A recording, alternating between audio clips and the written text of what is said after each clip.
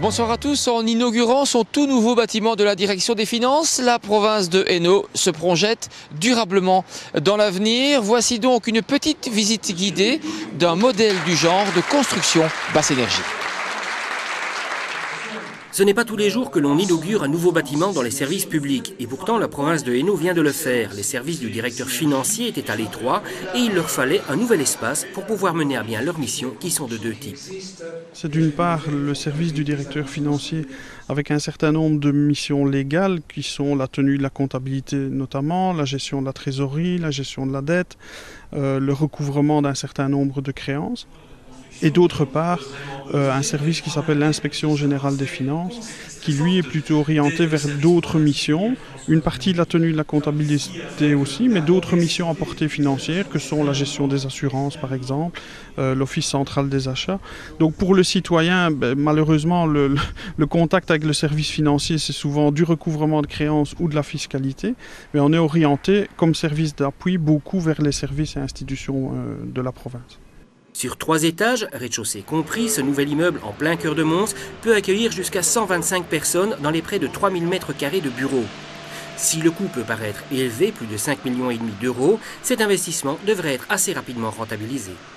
Il y a la valeur de l'investissement de départ qui effectivement a été atténuée, je vais dire, par la perception de 60% de subsides de la part de la région wallonne. Mais dans le fonctionnement quotidien de ce bâtiment, effectivement, grâce à l'aide des services techniques provinciaux, on peut présenter un bâtiment qui est moins énergivore, qui récupère les eaux de pluie et qui donc à terme coûtera moins cher en fonctionnement. Et c'est là qu'est l'astuce, car si depuis de nombreuses années la province met l'accent sur l'isolation des bâtiments qu'elle rénove et entretient, c'est la première fois qu'elle développe un bâtiment basse énergie. Donc ici, on est parti avec des sondes géothermiques. Au départ, on avait les études préalables. Donc c'est ça que vous entendez parler de la Polytechnique de Mons, puisqu'on a travaillé avec eux, grâce quand même à leur appui, le calcul de la volumétrie du bâtiment, le dégagement de chaleur qui s'y crée avec l'utilisation.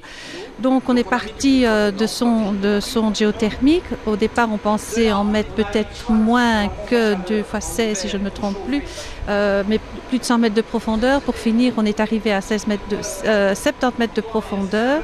Donc de là, on travaille en circuit fermé.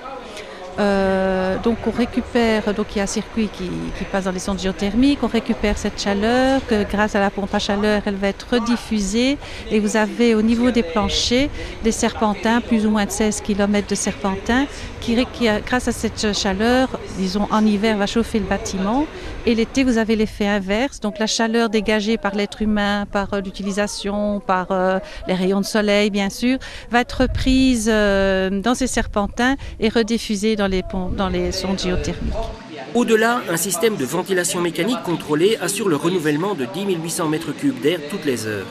Et quitte à jouer la carte de l'innovation et de l'économie, l'eau de pluie est récupérée et épurée pour les sanitaires, tandis que dans les bureaux, la lumière ne se fait que lorsque la présence de quelqu'un y a été détectée. Comme quoi, les services publics modernes peuvent allier efficacité et écologie bien comprises, c'est en tout cas la volonté de la province de Hainaut.